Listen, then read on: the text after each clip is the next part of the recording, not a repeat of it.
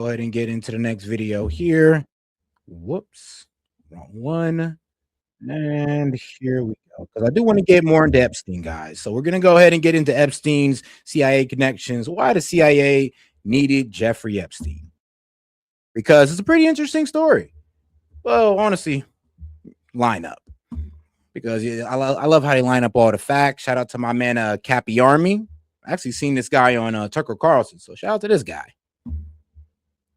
It's 1983, the Cold War is still raging, and a little-known 30-year-old financier named Jeffrey Epstein has somehow managed to embed himself inside the largest arms deal in British history. The biggest arms contract that Britain ever signed. The intermediaries were demanding payments to be made into Swiss bank accounts, they were demanding flats, they were demanding girls. Today, I'm going to show you the evidence that Epstein ran illegal arms deals and became an intelligence asset while committing some of history's most horrific sex crimes. Because in the early 1980s, Epstein is working for a man named Douglas Leese, who's a wealthy, well-connected British defense contractor and arms dealer. At the time, the British government is in the middle of negotiating with Saudi Arabia the sale of nearly 100 of their advanced Tornado fighter jets, along with thousands of laser-guided missiles and precision bombs. A lot is at stake with the Al Yamama arms deal because it's set to create 100,000 jobs in the UK, totally reshape the Middle East balance of power, and earn the British defense company BAE Systems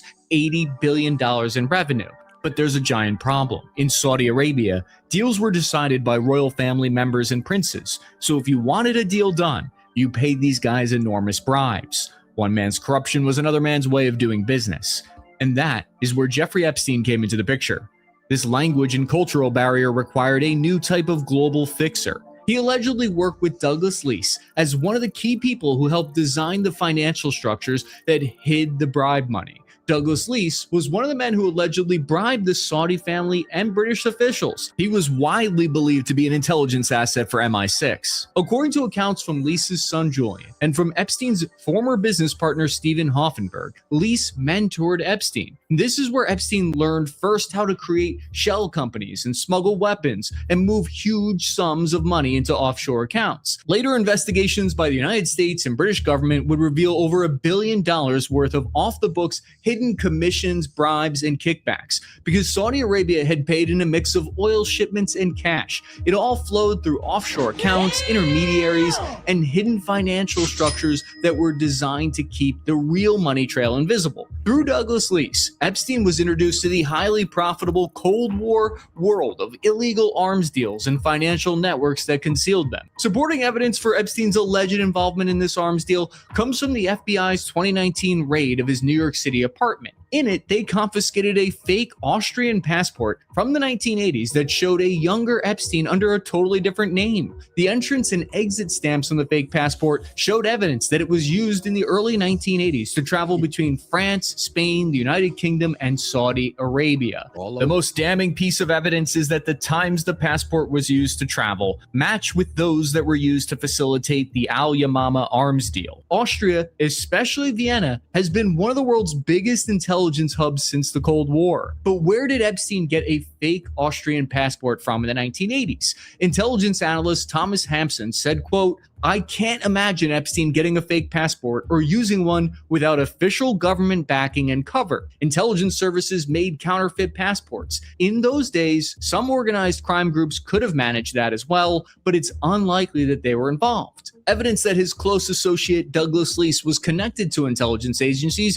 comes from a filing in U.S. courts years later that states, quote, "The nature and extent of Leese's activities and his various contacts around the world involve highly sensitive and confidential information." If you didn't know already, yes, Jeffrey Epstein was involved in money laundering, arms trafficking, and the trafficking of children and women as well, all while working as an asset for the CIA, Mossad, and MI6.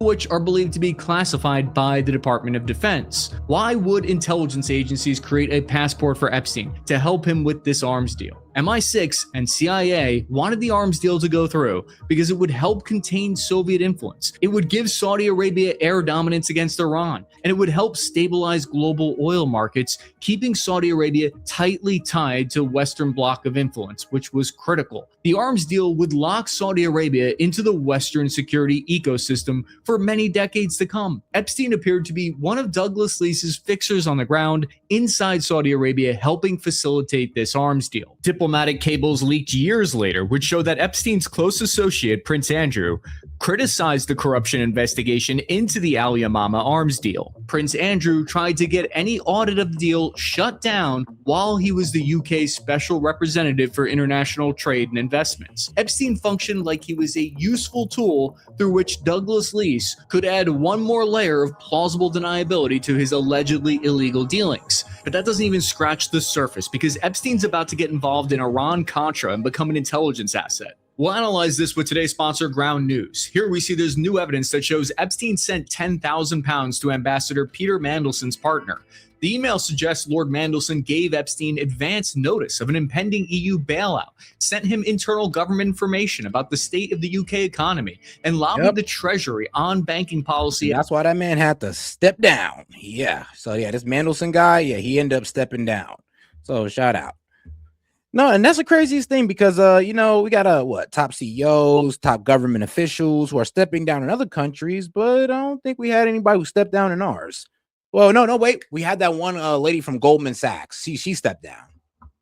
Plan that I use here, just click the link in the description. After being exposed as one of Jeffrey Epstein's, sugar babies, pretty much. To go to ground.news/Cappy or scan the QR code to get a better understanding of how our shadowy world works. Douglas Leese became Epstein's first major client at his consulting firm called International Assets Group. It was Leese who introduced Epstein to Adnan Khashoggi, the billionaire Turkish-born Saudi arms dealer who stood at the center of the Al Yamama deal. By 1987, Epstein had become Khashoggi's personal money manager, giving him direct access to one of the most powerful weapons brokers on the planet. A source who spoke with journalist Vicky Ward confirmed that Khashoggi was one of Epstein's clients, and this connection opened the door to a much darker world. Khashoggi was the prototype of the modern black market arms broker, a man who knew how to move weapons, money, and influence across borders without leaving any fingerprints. And by the 1980s, that underground system had grown into a parallel global economy. United Nations investigations and data from the Small Arms Survey show that illicit arms trafficking was generating up to $10 billion a year during the late Cold War. Proxy wars in Africa, Latin America, and the Middle East and Asia were fueled by this shadow network of dealers, financiers, and fixers operating beyond the reach of any single government. Yeah, back in the day when you seen rifles, kids getting rifles and all that, that was their doing. I mean, not only were they trafficking kids, but they were putting rifles in their hands. I mean, effed up, but it's real. Weapons passed through shell companies in Panama and airlines that were fronts for intelligence agencies, all to hide and obfuscate their true origin. This complicated network required global power brokers and middlemen to handle and manage it. There was nothing new about profiting from war, but for the first time in history, it had to be done in a way that gave global governments complete plausible deniability. This meant using middlemen with loose morals and allegiances like Khashoggi, Leese, and Epstein. At the same time, Khashoggi was one of the main brokers behind the Iran-Contra arms deal. Arranged through back channels inside the US government, the operation shipped more than 2,000 TOW anti-tank missiles, around 500 Hawk surface-to-air missiles, and roughly 200 Sidewinder air-to-air missiles to Iran, all in violation of US law. The deal was worth about $140 million in today's money, and that cash was routed through foreign accounts and offshore networks, then redirected to fund the Contra rebels fighting in Nicaragua. And according to Stephen Hoffenberg, he alleged that Jeffrey Epstein was part of the financial side of this weapons dealing system. He allegedly helped Khashoggi move, structure, and hide his commissions from these arms deals using shell companies and overseas accounts. This claim of Epstein's involvement in arms deals is also made by Ari Ben Menashe, who is a former Israeli intelligence officer who stated that Epstein was selling U.S. weapon systems from Israel directly to Iran as part of another covert arms deal that was separate from Iran-Contra. But global black market arms sales rose to over $20 billion annually by the 1990s. During the peak Cold War years, covert arms pipelines supplied conflicts in Afghanistan, Angola, Lebanon, Cambodia, and Iran simultaneously, and that's just scratching the surface. And the world's governments looked the other way because it was useful to them. Epstein's business partner, Khashoggi, was a principal foreign agent of the United States. He established the intelligence partnership between multiple nations known as the Safari Club. The Safari Club was a covert alliance of intelligence services from Iran, Egypt, Saudi Arabia, Morocco, France, the United States, and Israel. It ran clandestine operations around Africa and the world during the 70s and early 80s. The Safari Club was one of the ways that the CIA supported arms deals and its proxy networks. Cartels, criminals, terrorists, and intelligence services used the same bank to launder their illicit funds for their operations, called the Bank Credit Commerce International. It was in this shadowy world of arms deals, fraud, and offshore accounts that Epstein allegedly became an expert and made himself indispensable. Oh, guys, let's not forget to double tap that screen, like the video, guys, and let's not forget to support the stream, guys. I do want to do a long stream, but I can only do that with your support. So let's not forget to send any questions, comments, jokes, or disagreement as a super chat, or you can always hit the Venmo, guys. Appreciate the support. Let's keep it going. According to the New York Times, Jeffrey Epstein rented a penthouse office at the Hotel St. Martin's on Central Park South with John Stanley Pottenberg. Pottenberg was a lawyer who had recently left a senior post in the Justice Department in the United States. Under the CIA's direction, Pottenberg then advised a banker from Iran on how to ship embargoed arms to Iran using fraudulent paperwork. They used overseas dummy companies, basically. But this was at the same time when he was working with Jeffrey Epstein on these so-called tax avoidance strategies. We know from later disclosures that British intelligence, MI6, and the American CIA were deeply involved in these arms deals. Israeli intelligence helped the Iran-Contra deal go through, according to U.S. government internal investigation documents. What all this means is that during this time, and then complain about the weapons they have today.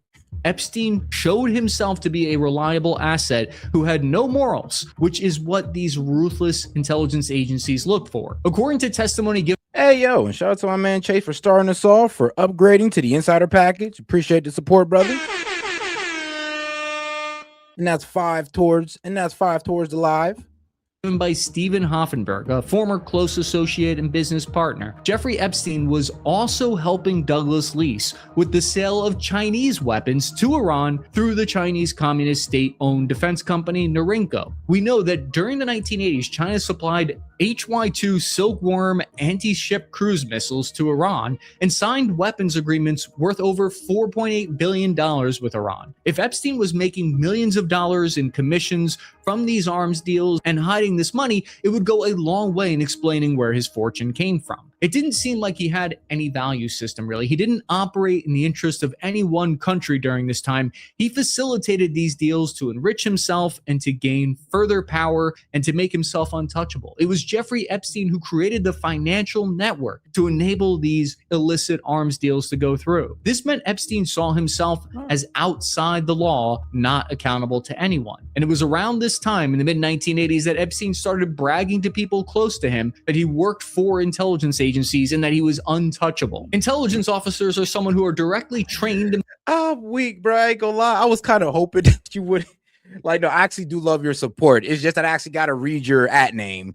So shout out to I Survived Obama's BBC. Like, for joining the membership, bro. I appreciate it. It's just probably the first time I didn't want to read somebody's @ like, because I Survived Obama's BBC is fucking hilarious. What is wild as hell to say out loud? Employed and work for a country's interests. An intelligence agent, on the other hand, is the definition of someone who secretly works for an intelligence service by providing information or carrying out tasks under a handler's direction. Epstein was an asset, who's someone who provides value to an intelligence service with information, access, or services. That would have afforded Epstein incredible protection with authorities looking the other way at some of his horrific crimes that he's about to commit. Access agents are often people in high-end society, or people who have links to top scientific researchers, bankers, politicians, and cultural talents. Jeffrey surrounded himself by all of these. Thomas Hampson, an intelligence analyst, said, quote, "Consider this, Christopher Steele's network of influential contacts, including high-level intelligence contacts, paled in comparison to Epstein's. If our FBI was willing to pay Steele $1 million, imagine what they would be willing to pay Epstein to use his unique skills and extensive contacts on behalf of the United States." According to Ari Ben-Menashe, a former Israeli intelligence officer, he made the shocking claim that Epstein and Ghislaine Maxwell were running a honey trap operation to blackmail global elites for Mossad. Now, how would they have become involved in such an operation? Epstein met the Lease family right after he left Bear Stearns in New York City in 1981. According to a New York Times investigation, the two hit it off, and Douglas took an immediate liking to Epstein. These were the kind of people who sipped 20-year-old scotch while casually debating whether Aspen or Gstaad had the better snow that season. The two would later have a falling out, and Epstein would go on to publicly downplay and deny how close his relationship really was with him. But the 2026 Epstein file release tells a different story now. It reveals multiple emails in which Epstein discussed Lease, contacted his son Julian Lease directly, and stayed in touch with people in Lease's circle for years. Through Epstein's connections with Douglas Lease, he was introduced to Ghislaine Maxwell and met her father, Robert Maxwell. Maxwell is widely believed to have had contacts in the Mossad, MI6, and Soviet KGB intelligence agencies. Another one of these, and served on the British Parliament. High-level fixers for the very elite. After Robert Maxwell's mysterious death, his daughter became Epstein's second in command, essentially. The earliest known instance of them recruiting an underage girl was in 1994. At the same time, hidden surveillance cameras were installed throughout his properties. Sexual entrapment has been a standard intelligence tool for over a century.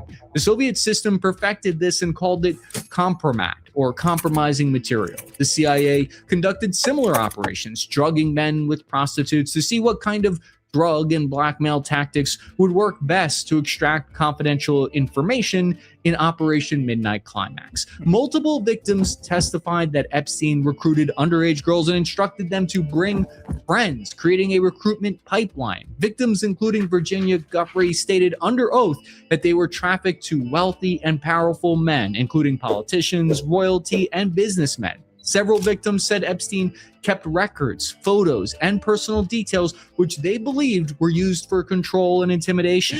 Then, in 2007, it appeared like Epstein was about to actually face accountability for his crimes for the first time. He's arrested in Florida and charged with soliciting prostitution with a minor. However, something shocking happens. He receives an insanely light slap on the wrist for his crimes. The trial resulted in the most lenient sentence that a serial sex criminal has ever received, just 18 months of work release. The prosecution entered into a secret... I'm telling you, 18 months of work release for pretty much like getting young ladies to pretty much massage older guys. And then some of them ladies reported actually being S.E.T. But you get 18 months and you're allowed to leave the jail, go work and all this wild stuff. I mean, bro, talk about a sweetheart deal. I mean, sweetheart, but that's like a loving deal. It's almost like your mom was the one who sentenced your ass.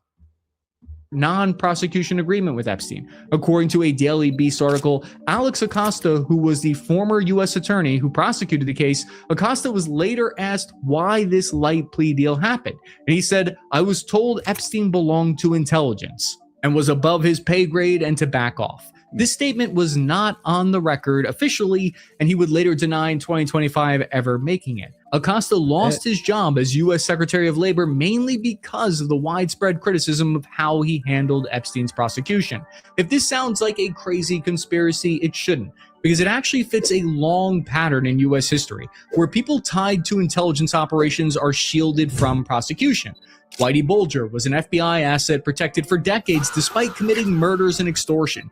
Barry Seal moved tons of cocaine for cartels while working with U.S. agencies and repeatedly avoiding... I mean, let's be real, though. Back in the day, the government used to work hand in hand with the mob. It'd be the Jewish mob, I mean, Italian mob, it don't matter. As long as it had a mob at the end, we were working with them. Serious prison time. Mark Rich evaded prosecution for massive financial crimes and was ultimately pardoned by the president at the time because of his geopolitical connections. But Another pattern, as we'll see, is that no one is able to outlive their usefulness, and when they become liabilities, they often end up dead or missing. Epstein's ties to intelligence communities continued after his prosecution, even. Since 2003, Epstein had become close friends with Ehud Barak, the former prime minister of Israel and former head of Israel's military intelligence directorate. The 2026 Epstein file dump revealed a confidential human source to the FBI, claiming they had become convinced that Epstein was spying for the Mossad. However, tips to the FBI do not require any official proof, and notes on the file claim that the FBI did not independently verify the information. What we are left with then is evidence of Jeffrey Epstein donating money to various organizations in Israel. He also helped negotiate security agreements from Israel to West African nations. His connection with intelligence agencies around the world reveal a shocking look at how he operated outside the law.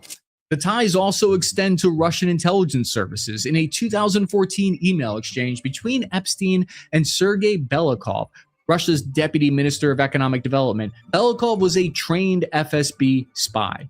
Epstein emailed Belikov asking advice on how to deal with a Russian escort who was attempting to blackmail one of his business friends. Belikov said he'd look into the woman, and he writes back with a full dossier report on who she is, determining that she, quote, has no one behind her, meaning that she's not connected to anyone powerful in Russia. Epstein then writes himself a draft email on how he's going to respond to the woman, and he says he consulted some friends in the FSB who said that she would be considered an enemy of the people and dealt with extremely harshly if she continued to threaten U.S. businessmen and jeopardize potential investments in Russia's economy. Belikov helped Epstein secure visas to visit Russia and told him about his work in the Russian government. After essentially getting away with horrific sex crimes, Epstein became emboldened and started doing interviews with the press, claiming that he was influencing foreign affairs in multiple countries and that he'd made a fortune off arms deals and diamonds. In his last known interview with the New York Times, I would say this: he kind of exposed his connection to the financial elites, like the Rothschilds, and then, of course, him getting in at Bear Stearns and then them requiring it once they called the fall out of Bear Stearns. It's actually pretty crazy. And how he might have had a hand in the '08 collapse of the housing market. That as well. reporter in 2018. He even said flat out that he had dirt on very powerful people. A year later, authorities claim that they found him dead in his prison cell in New York City. Out of the new 2026 Epstein files, we learned that Jeffrey Epstein's lawyers filed Freedom of Information Act requests to the National Security Agency and the CIA, asking for any proof that they might have that Epstein was an intelligence asset. They were searching for anything that they could use as proof to help them in their defense. And this is what the CIA sent in return to Epstein's attorneys. It says, we search for CIA-originated responsive records that might reflect any open or otherwise acknowledged agency affiliation. With respect to responsive records that would reveal a classified connection to the CIA can neither confirm nor deny the existence or non-existence of records responsive to your request. Another attempt in 2014 reached a similar outcome. What the Epstein files ultimately showed us is that there is an entire hidden system that services the demand for illicit weapons and intelligence. It confirmed our worst suspicions that this system protects the powerful, no matter how destructive they might become. Yep. As long as look, man, as long as they ain't getting in the way of the profits of the corporate elite, I mean, you're good. But if you get in the way, you're done for. If you help enhance, hey, man, you can do whatever and we'll hide it. And that's pretty much the way the world's ran. I mean, surprise, surprise. Our crazy uncles, our crazy